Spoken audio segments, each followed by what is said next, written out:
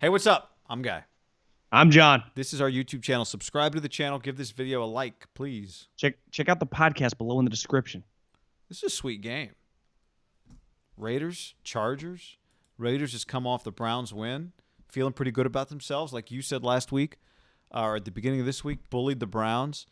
We know who the best team for the next decade in the AFC West is, right? The question is, who's the second best team going to be? The Broncos? No. I would put them fourth right now. Oh, I thought you meant they were the team for the next decade. I'm going no on the Broncos, John. That'd be the Chiefs. There's some late money coming in on Drew Lock. Could be a good player, but I'm going to go no. Raiders, Chargers, man. Somehow the Chargers are 2-5, but they got this. Burrow and Herbert just have this thing where I don't know how many games they're going to win, but they're just going to give their team a shot a lot. And this is a game where this is a team that even if the Raiders are firing on all cylinders offensively, the Chargers can hang right with them from an explosive play standpoint. Yeah, I mean, Be better, it's actually, from an explosive. Little bizarre to you that they're a pick'em in L.A. Now, I guess the Raiders coming off a big win on the road in the cold. They're probably more suited to play indoors. Herbert and that offense should be licking their chops against this defense, right? They've been lighting up. We talked about that record. 4 straight games, 3+ touchdowns in the game. Like, Herbert's just been on fire.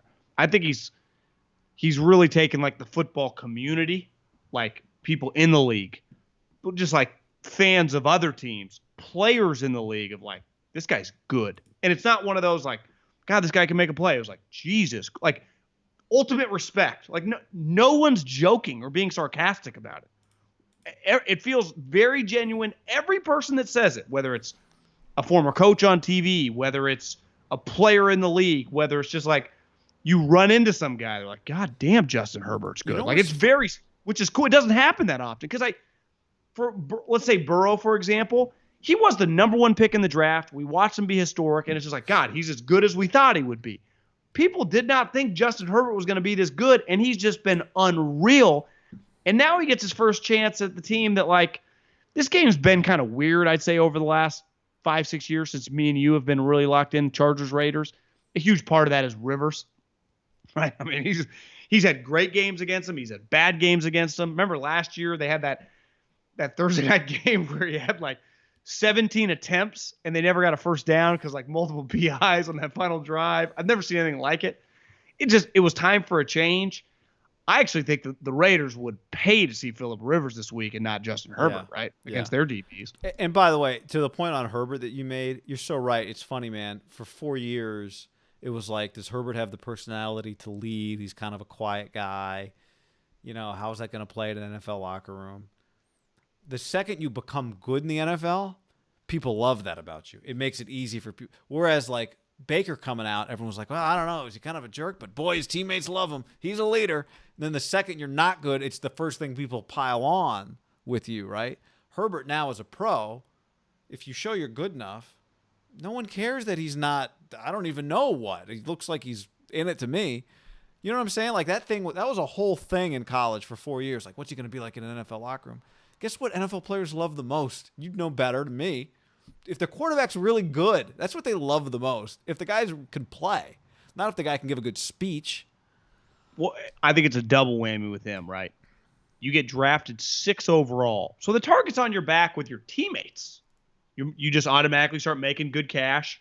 You walk in there as kind of the golden child in the sense of they just took a top 6 pick on you at quarterback. That means you're the franchise. I mean, once upon a time, Rex called Sanchez, and everyone made fun of it. But Rex, I mean, it's not wrong, right? I mean, he was wrong on the player, but you draft a guy, this guy's going to be our franchise quarterback. Same with Tua, same with Burrow, same with Josh Allen, same with Sam Darnold, same with Baker Mayfield. When you get drafted this high, that's just part of the deal.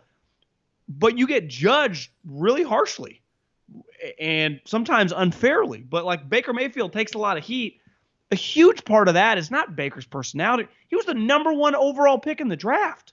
Like part of the reason like Goff and Wentz they were first and second. Now they've been paid. I'm just saying, like when you said the league is just really enjoying Herbert's success, I'm saying I think part of that is because of it's not just that he looks sweet. I think part of it's like who he seems like he is, right? Whereas Baker, the second he's not I think his personality is part of the reason it's easy to jump on him.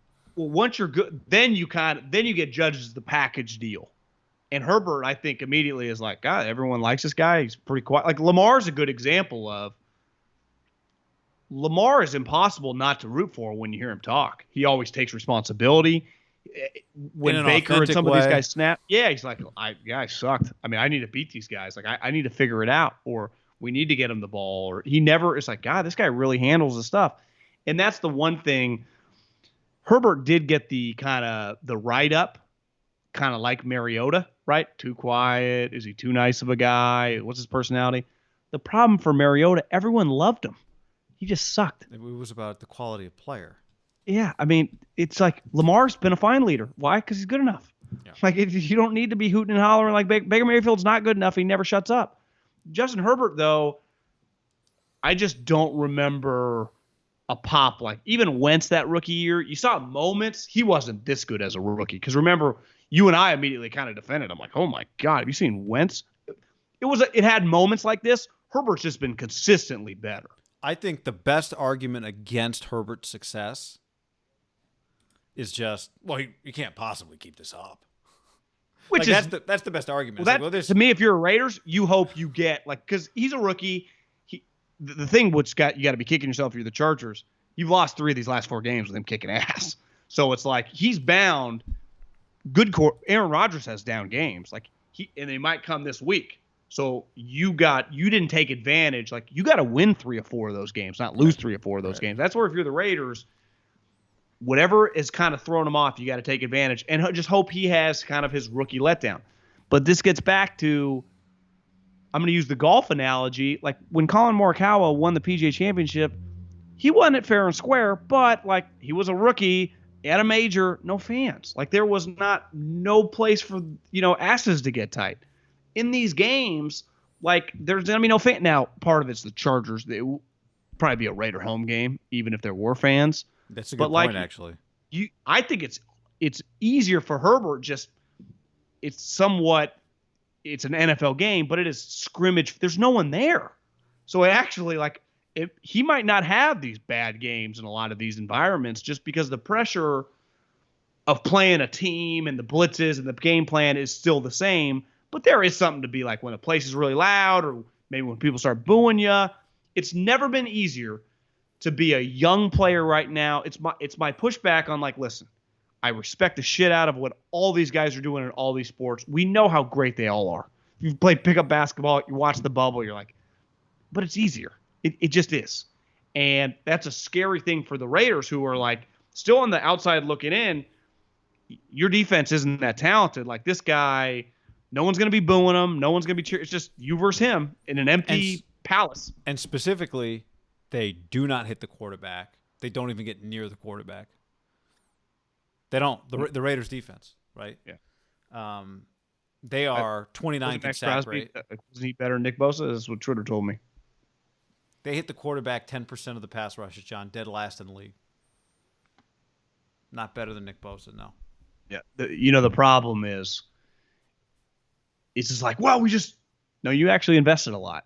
You've drafted several guys really high. Like, they have done it, right? In theory, right? Top 5 pick. Drafted guys in 2nd and the 3rd round. They've just missed on them all. That's what's crazy. The only guy who's semi-good is Max Crosby, who's a 4th round pick. Like, when you draft guys really high, this is where it does hurt you, when you just completely whiff. Like, you don't even have, like, I'm just using this guy because I remember on Monday night, like a JPP. Like, JPP with hand-blown off version. He's not like some all-pro guy, but you watch JPP, you're like, JPP's a really, really good player. Like, they don't even just have, like, you know what Cleveland Farrell is? He'll probably never make a Pro Bowl, but he's a really good player, and we love him on our team. Like, he's like, can we replace him? You can't, because you drafted him 4th. And that's where Herbert, like, I don't know. If I was betting on this game, I'd probably pick the Chargers, just because, I mean, the Chargers defense crumbles. That would be the one thing you'd say, like, in big moments. I couldn't bet on the Chargers. I couldn't bet on this game because I could see the Raiders winning by 10. I could see the Chargers up 10 and then getting close. But could you bet on this game? Like, you were pretty confident on the Raiders last week. I'm not as confident. No, I'm not confident this week. That whole thing last week was about the Browns. Yeah. Now I know what Justin Herbert's high end is, and I know if his team doesn't blow it, he can, Now the other part of it, just the Raiders need to keep getting in shootouts for the Raiders. They haven't been in one for a while. When they have, it's gotten away from them, and I don't think the Chargers mind getting into a shootout. The Raiders, it's clear the Raiders want to muddy up a game, run it down your throat. They don't want to try to get into these 30-point scoring matches because their defense, they are more likely to lose that way than they are just hitting you in the mouth, run it down your throat, control the clock, keep Herbert off the field, right? I do feel like the Raiders are a little bit of value. I don't think the Chargers are soft like I think the Browns are, but they're a 2-win team. Like, they can't finish games. So yeah, I mean, Gruden's better than Lynn. Yeah, I'm just saying, like, so the Raiders being a pick-up. The Raiders have an identity. The value. Chargers just like, yeah, you're right. The Raiders are the better team. Yeah. But I don't like the matchup for them. Plus, I wouldn't want to root against Herbert. It's too much fun. But here's the other thing, and we've talked about this multiple times, right? The Raiders win a big game. They have to keep winning. Like, now, the one thing that helps them this week, the Ravens and the Colts play each other. So when we start talking about the playoff picture, Buffalo's a 6-win team. Pittsburgh's at 7. Tennessee is at 5. So is Indy. And then Kansas City's at 7. The Ravens are at 5. But let's say even the Ravens lose this game to the Colts. They're not going. They're going to win too many games. No, exactly. Well, that would be the you Ravens. Want the Ravens to beat the Colts. You want the Ravens to beat the Colts, right? But you still got the Browns to deal with, because even though you beat them, they're a 5-win team. You're a 4-win team. What do the Brownies got this week? Browns play the Texans at home, so I don't know if it's 48-mile-an-hour winds again in Cleveland, but I hope it is. But you got Browns Texans this week? No, did I screw that up? Are they on a bye? Yeah, I think they're on a bye. Okay, they play the Texans next then. Gotcha. But you have to keep. I was like, damn, the Texans play the Jags and the Browns same week. No wonder they're losing so many games. They go 2-0. But you just got from the Raiders' perspective now. You just got to keep winning. You got to keep winning because the AFC is trying to. The AFC is trying to run away from you. The one thing I saw last week after you brought it to light and you hammered it, you were like, I love the Raiders in this game. The Browns are not a lock to win 9 games. They're just not buttoned up enough. Yeah.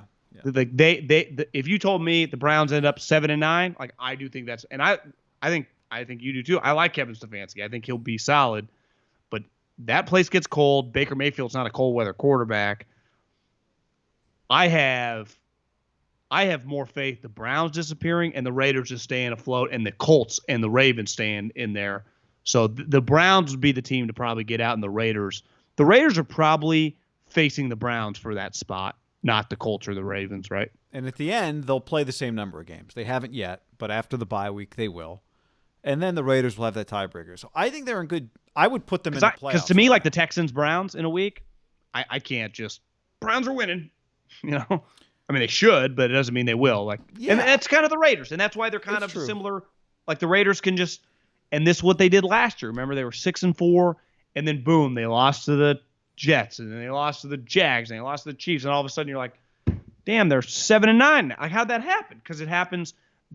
You're not good enough. They're in that weird spot. Like, their team has clearly improved a lot. But because of some bad drafting, they're still in this no man's land where they can upset the Chiefs, who are the Super Bowl champs and the best team in the league.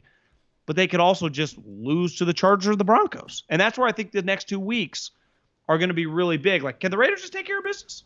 Because the Chargers are kind of, for as great as the Herbert story is, and you and I love talking about him, and so does the league, his teams, they just lose all the time. Like you can't just, this team that loses all the time shouldn't beat you. Well, if they do, now they're only 1 game worse than you. And does that mean, are they starting to now actually win the games instead of just be competitive? And are they going to finish second place in the AFC? Well, but one team, I know you're hating on the Broncos. They play the Falcons this week. What if they beat the Falcons and all of a sudden they're 4-4? Like right. They wouldn't look at the Raiders as some like, we're the shittier team here. Like they are 4-4. No, I'm not saying that might be my lock of the week. I love the Broncos against the Falcons. I don't know about you. All right, let's get to that coming up on the podcast.